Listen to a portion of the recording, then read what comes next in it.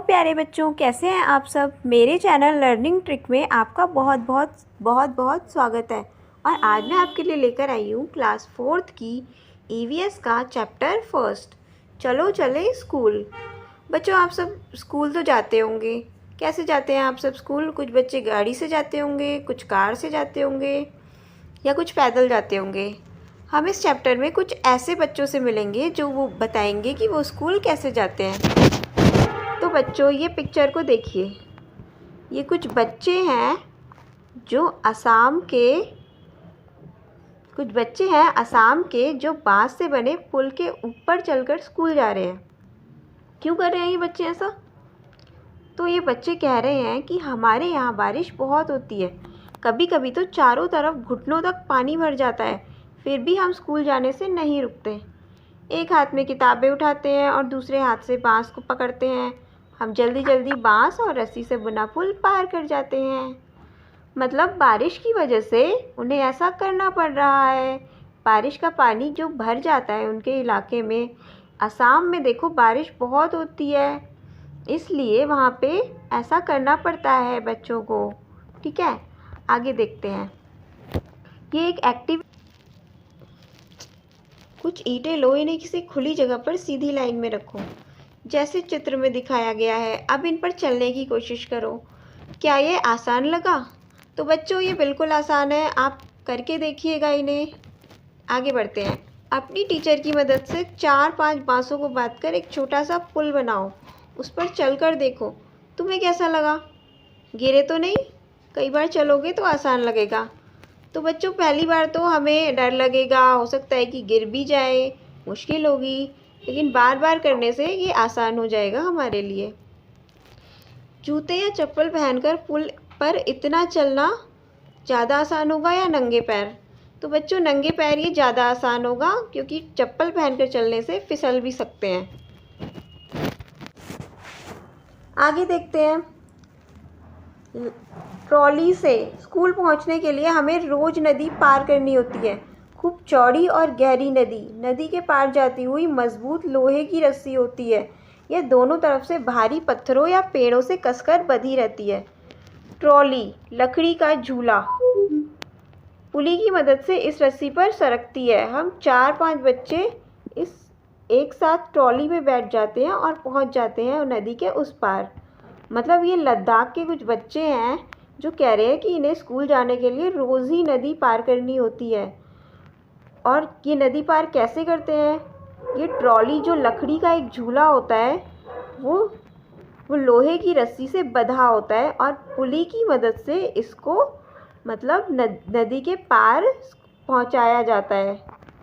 देखिए, पुली होता है जो हम किसी भी भारी सामान को खींचने के लिए इस्तेमाल करते हैं। ठीक है, तो ये बच्चे पुली की मदद से ट्रॉली में बैठकर नदी के पार पहुंच जाते हैं। ओके, आगे देखते हैं। चित्र 1 और 2 को देखो। बच्चे कुएं से बाल्टी खींच रहे हैं। क्या दोनों चित्रों में अंतर बता सकते हो? इन दोनों में से किस तरह से खींचना आसान होगा? पुली के साथ या बिना पुली के? तो बच्चों देखो, ये चित्र 1 में देखो, एक बच्चा है जो रस्सी से पानी को खींच रहा है डायरेक्ट। और चित्र 2 को देखो, ये कुएं से पानी को पुली की मदद से खींच रहा है। तो बच्चों, इनमें से जो ज़्यादा आसान होगा वो होगा चित्र 2, क्योंकि पुली की मदद से ये बिल्कुल आसान हो जाता है किसी भी सामान को खींचना। अपने आसपास देखो, तुम कहाँ कहाँ पुली का प्रयोग देखते हो, उनकी सूची बनाओ। तो बच्चों, एक तो पुली का प्रयोग कुएं से पानी को खींचने के लिए किया जाता है, और एक किसी भी भारी सामान को खींचने के लिए आप पुली का इस्तेमाल कर सकते हो। तुम भी चरखी या खाली धागे की रील से पुली बनाकर कुछ सामान उठाने की कोशिश करो। देखिए, इस चित्र में देखिए, ये लड़की कैसे ईंट को पुली की मदद से उठा रही है। आगे देखते हैं। सीमेंट का पुल। हमें कई बार कई जगह पानी पार करना पड़ता है, तब हम भी पुल से जाते हैं, और ये सीमेंट, ईंटों और लोहे के सरियों से बने होते हैं। देखो, पुल पर चढ़ने उतरने के लिए सीढ़ियाँ भी हैं।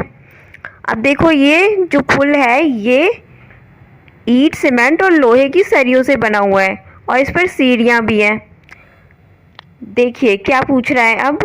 यह पुल बांस के बने पुल से किस तरह अलग है? तो किस तरह अलग है ये? वो बांस का बना पुल था और ये पुल ईंट, सीमेंट और लोहे से बना है। अंदाजा लगाओ इस पुल को एक समय पर कितने लोग पार कर सकते हैं? तो एक समय पर इसको बहुत सारे लोग पार कर सकते हैं। तुमने देखा है कि कैसे बच्चे अलग अलग पुलों की मदद से उबड़ खाबड़ रास्ते और नदियों को पार करके स्कूल पहुंचते हैं। अगर तुम्हें मौका मिले तो तुम कौन से पुल से जाना चाहोगे? तो बच्चों, ये जो सीमेंट वाला पुल है ये आपके लिए ज़्यादा सेफ होगा और आसान होगा। ठीक है? स्कूल जाने के लिए क्या तुम भी कोई पुल पार करते हो? वह पुल कैसा दिखाई देता है उसका चित्र बनाओ। क्या बच्चों आप भी स्कूल जाने के लिए कोई पुल पार करते हो? पुल कैसा दिखाई देता है? अगर ये मुझे कमेंट बॉक्स में बताना अगर आप कोई पुल को पार करते हो। अपने दादा दादी से पता करो कि उनके बचपन के समय में पुल कैसे होते थे। हो सकता है आपके दादा दादी स्कूल जाते समय वो किसी पुल को पार करते हो, तो ये बात आप उनसे पूछना। ठीक है? आगे देखते हैं। अपने आसपास किसी पुल या पुलिया को देखो और उसके बारे में कुछ बातें पता करो। आपने अपने आसपास कोई पुल या पुलिया देखा है? तो अगर देखा है तो आप उसके बारे में जानकारी प्राप्त करना। ठीक है? वह कहाँ बना है? पानी पर, सड़क पर, पहाड़ों के बीच या कहीं और? देखिए, पुल पानी पर भी हो सकता है, सड़क पर, पहाड़ों के बीच और कहीं और भी हो सकता है। पुल को कौन कौन पार कर सकता है? लोग ही जाते हैं या जानवर और गाड़ियाँ भी जाती हैं? तो बच्चों, ये डिपेंड करता है कि पुल किस टाइप का है। देखो, अगर सीमेंट वाला पुल है तब तो इंसान तो कर ही सकते हैं, जानवर और गाड़ियाँ भी कर सकती हैं। हाँ, और अगर वैसा पुल है, बांस का बना पुल है, तो जानवरों के लिए तो मुश्किल है ना, और गाड़ियों के लिए भी। क्या वह पुल पुराना सा लगता है या नया? क्या पुल वो पुराना सा लगता है या नया? अगर बहुत दिन पहले का है तो वो पुराना लगता होगा। पता करो कि वह पुल किन किन चीज़ों से बना है, उन चीज़ों की सूची बनाओ। तो ये आपको करना है। उस पुल का चित्र कापी में बनाओ। पुल पर चलती ट्रेन, गाड़ियाँ, जानवर और लोग दिखाना बिल्कुल मत भूलना। ठीक है? सोचो, अगर वो पुल नहीं होता तो क्या परेशानियाँ होती? तो क्या परेशानियाँ होती? आप स्कूल नहीं जा पाते, आपको दिक्कत होती ना। कुछ अन्य तरीके दिखे जिससे बच्चे स्कूल पहुंचते हैं। देखिए केरल में कैसे बच्चे स्कूल जा रहे हैं।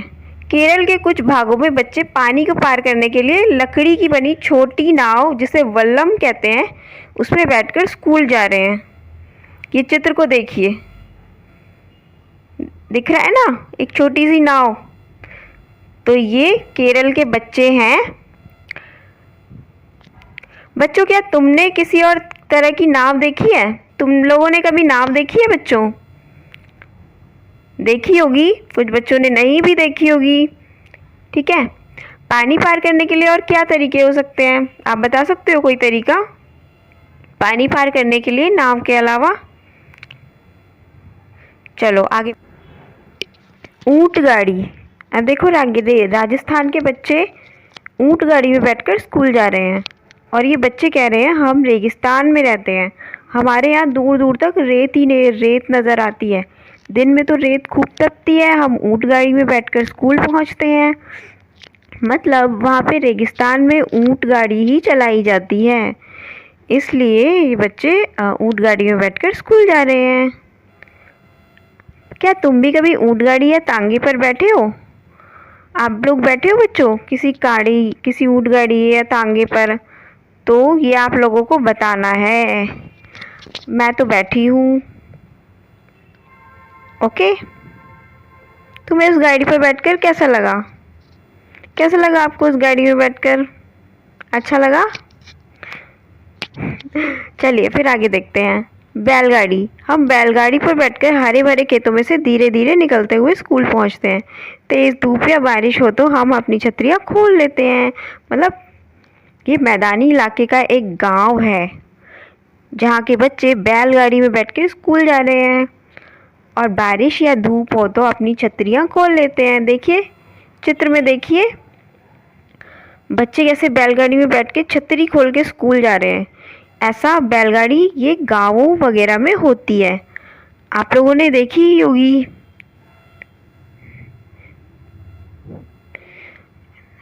आगे बढ़ते हैं। अध्यापक के लिए जानवरों को गाड़ी खींचते समय कैसा महसूस होगा? जानवरों के प्रति संवेदनशीलता पर चर्चा करें।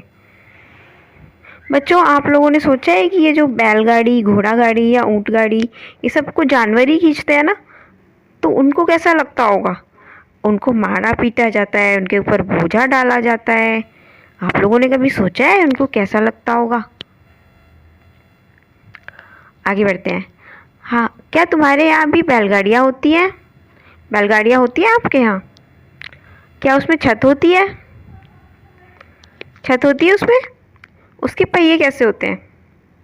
तो पहिए गोल होते हैं, चाहे कोई सी भी गाड़ी हो, चाहे बैलगाड़ी हो, चाहे घोड़ा गाड़ी हो, चाहे ट्रक हो, बस हो, साइकिल हो, सबके पहिए गोल ही होते हैं। बैलगाड़ी का चित्र अपनी कॉपी में बनाओ। आप लोग इसकी चित्र अपनी कॉपी में बनाने की कोशिश करना। साइकिल की सवारी, ये देखिए इस चित्र में लड़कियां साइकिल पे बैठ के स्कूल जा रही हैं और ये क्या कह रही हैं? हम लंबे रास्तों पर साइकिल चलाकर स्कूल जाते हैं। पहले तो स्कूल दूर होने के कारण कई लड़कियां स्कूल जा ही नहीं पाती थी, पर अब 7-8 लड़कियों की टोली मुश्किल रास्तों को भी पार कर जाती है। तो ये साइकिल से स्कूल जा रही हैं। बच्चों, साइकिल तो आप लोगों ने भी चलाई होगी। आज के बच्चे भी साइकिल से कई बच्चे स्कूल जाते हैं। तो ये कह रही है कि ये साइकिल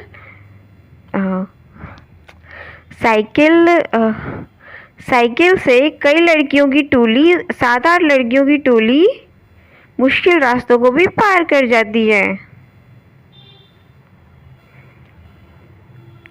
तुम्हारे स्कूल में कितने बच्चे साइकिल से आते हैं? आप लोग जाते हो साइकिल से? आपके स्कूल में कोई बच्चे हैं साइकिल से आते हैं? साइकिल चलानी आती है आप लोगों को? यदि हाँ तो किससे सीखी? किससे सीखी थी आपने साइकिल? आप ये मुझे कमेंट में बताना। आगे बढ़ते हैं। यह है जुगाड़। हमारी गाड़ी का नाम है जुगाड़। ये फटफट करती हुई चलती है ना, शानदार। आगे से देखो, मोटर बाइक की तरह दिखाई देती है पर पीछे से लकड़ी के फट्टों से बनी है। देखिए गाड़ी को, देखिए कैसे बनी हुई है। आगे से देखो मोटरसाइकिल की तरह दिख रही है और पीछे से इस पर लकड़ी के फट्टों से इसमें एक डिब्बा टाइप बनाया हुआ है जिसमें बच्चे बैठकर स्कूल जा रहे हैं। तो इस गाड़ी का नाम है जुगाड़। क्या तुम्हारे इलाके में भी इस तरह की गाड़ी होती है? देखिए आप लोगों ने इस तरह की गाड़ी? मैंने तो नहीं देखी। तुम्हारे यहाँ इसे क्या कहते हैं?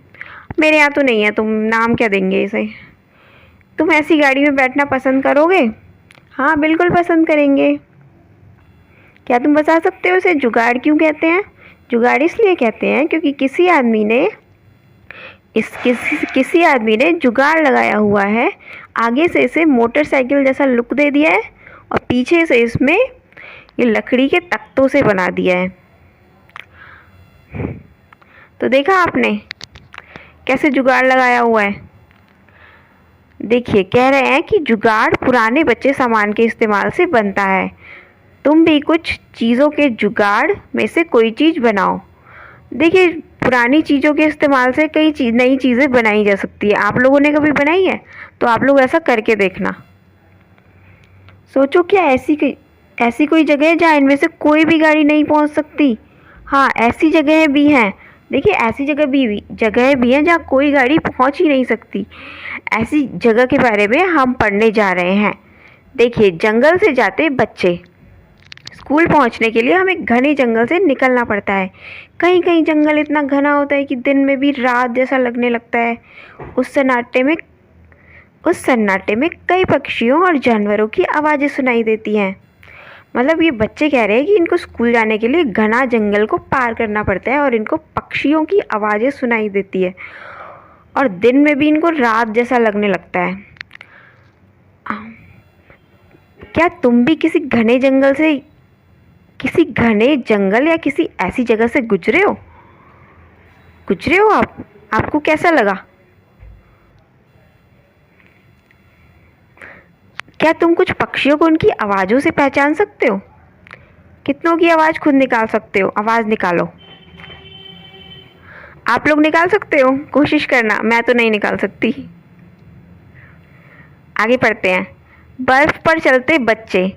देखो, ये बच्चों को देखो पिक्चर में, ये बर्फ के ऊपर चल के स्कूल जा रहे हैं और ये है उत्तर की पहाड़ियाँ। तो देखिए ये बच्चे कह रहे हैं, देखो हम कैसे स्कूल पहुंचते हैं, मीलों फैली बर्फ पर चलकर। हम हाथ पकड़ पकड़ कर बर्फ का पैर जमाते हुए ध्यान से चलते हैं। ताजी बर्फ में पैर धंस जाते हैं, अगर बर्फ जमी हुई हो तो फिसल भी सकते हैं। मतलब ये बर्फ के ऊपर पैर पैर रखकर स्कूल जा रहे हैं। और इनके पैर बर्फ में धंस भी जाते हैं कभी कभी और ये फिसल भी जाते हैं। तो है ना कितना मुश्किल इनके लिए। बच्चों, तुम लोगों ने आप बर्फ देखी है कभी? कहीं फिल्मों में देखी है या रियल में देखी है? आप लोगों ने मुझे ये कमेंट में बताना। क्या ऐसी जगहों पर हमेशा ही बर्फ रहती है? नहीं, हमेशा तो नहीं, पर यहाँ पर बर्फ गिरती रहती है। ओके। ऊबड़ खाबड़ पथरीले रास्ते। हम पहाड़ी इलाकों में रहते हैं। यहाँ दूर दूर तक ऊबड़ खाबड़ पथरीले रास्ते हैं। मैदानों या शहर में रहने वाले बच्चों को भले ही मुश्किल लगे, हम तो भागते भागते पहाड़ी रास्ते पार कर जाते हैं। ये उत्तराखंड के बच्चे हैं। उत्तराखंड एक पहाड़ी इलाका है ना, तो वहाँ के बच्चे देखो पहाड़ों पे चलकर पहाड़ी रास्तों को पार करते हुए स्कूल जा रहे हैं। अब जो बच्चे मैदानी इलाकों में रहते हैं उनके लिए तो ये मुश्किल होगा, लेकिन जो ये बच्चे पहाड़ी एरिया में रहते हैं उनके लिए तो ये रोज़ का काम है, तो उनके लिए तो मुश्किल नहीं होगा ना। ये बच्चे यही कह रहे हैं। आगे पढ़ते हैं। चाहे घने जंगल हो, खेत हो, पहाड़ हो या फिर दूर दूर तक स्कूल पहुंच ही जाते हैं। चाहे घने जंगल हो, खेत हो, पहाड़ हो या फिर दूर दूर तक फैली बर्फ, हम बच्चे स्कूल पहुंच ही जाते हैं। तो देखो बच्चों, रास्ता चाहे कितना भी मुश्किल हो, बच्चे कुछ ना कुछ जुगाड़ लगा के स्कूल पहुंच ही जाते हैं। क्या स्कूल पहुंचने में तुम्हें कभी कोई परेशानी होती है? स्कूल पहुंचने में तुम्हें भी कोई परेशानी होती है? आप लोगों को कोई परेशानी हुई है? तुम्हें किस महीने में स्कूल जाना सबसे अच्छा लगता है? मुझे तो अक्टूबर नवंबर में सबसे अच्छा अक्टूबर नवंबर में लगता है, क्योंकि मौसम बहुत अच्छा होता है। आप लोगों को किस महीने में अच्छा लगता है? कमेंट बॉक्स में बताना मुझे, ठीक है। आगे पढ़ते हैं। तो फिर मेरी चाल देखना। मैदान में या स्कूल में या किसी खुली जगह पर सब बच्चे इकट्ठे हो जाओ। अब नीचे दी गई स्थितियों में तुम कैसे चलोगे करके दिखाओ। तो देखो, अगर ज़मीन एकदम गुलाब की पंखुड़ियों जैसी हो, तो बच्चों अगर ज़मीन एकदम गुलाब की पंखुड़ियों जैसी हो तो आपको कैसा लगेगा? आपको तो चलने में बहुत मज़ा आएगा ना मज़ा। एकदम नरम नरम, सॉफ्ट सॉफ्ट। ओके। अगर ज़मीन कांटों भरे मैदान में बदल गई हो और आसपास ऊंची ऊंची घास हो, देखिए कांटों भरे मैदान में अगर चलेंगे तो हमें चोट लग सकती है ना, खून निकल सकता है, कांटे हमारे पैरों में चुभ सकते हैं। और अगर ज़मीन ठंडी ठंडी बर्फ़ से ढक गई हो तो हमें ठंड लगेगी ना, बर्फ़ के ऊपर चलने से हम चल पाएंगे? हमारे लिए मुश्किल होगा ना बहुत। ठीक है। बच्चों की कलम से देखिए, ये एक बच्चा है, इसने कुछ लिखा है, सज़ा नहीं। देखिए स्कूल में जो बच्चों को सज़ा मिलती है उसके बारे में इस बच्चे ने लिखा हुआ है। देखिए क्या लिखा है। टेस्ट में फेल हो गए तो 30 डंडे, टेस्ट में मस्ती की तो 15 डंडे, अगर होमवर्क नहीं किया तो 8 डंडे, नाखून, दांत, ड्रेस साफ सुथरे ना हो तो 30 दंड बैठक, अगर टीचर क्लास में ना होने पर मस्ती करोगे तो 2 घंटे एक पैर के बल पर खड़े रहना, अगर आधी छुट्टी के बाद समय पर क्लास में नहीं पहुंचे तो 1 घंटे तक दोनों हाथों को ऊपर करके बेंच पर खड़ा होना पड़ेगा। तो बच्चों, ये बच्चा कह रहा है कि इसके स्कूल में सज़ा मिलती है ये सारे काम करने पर। तो बच्चों, आपको क्या लगता है कि स्कूल में सज़ा मिलनी चाहिए? मेरे हिसाब से तो नहीं मिलनी चाहिए। बच्चों, आपके स्कूल में भी सज़ा मिलती है? आपको कभी सज़ा मिली है? आप ये मुझे बताना ज़रूर कमेंट बॉक्स में, ठीक है? और ये सज़ा तो बिल्कुल मिलनी भी नहीं चाहिए, सज़ा मिलने से कोई फ़ायदा नहीं होता, ठीक है? आगे क्या तुम्हारे ये कुछ क्वेश्चंस हैं, क्या तुम्हारे स्कूल में भी सज़ा मिलती है? किस तरह की सज़ा मिलती है? तुम क्या सोचते हो, स्कूल में सज़ा होनी चाहिए? नहीं होनी चाहिए ना?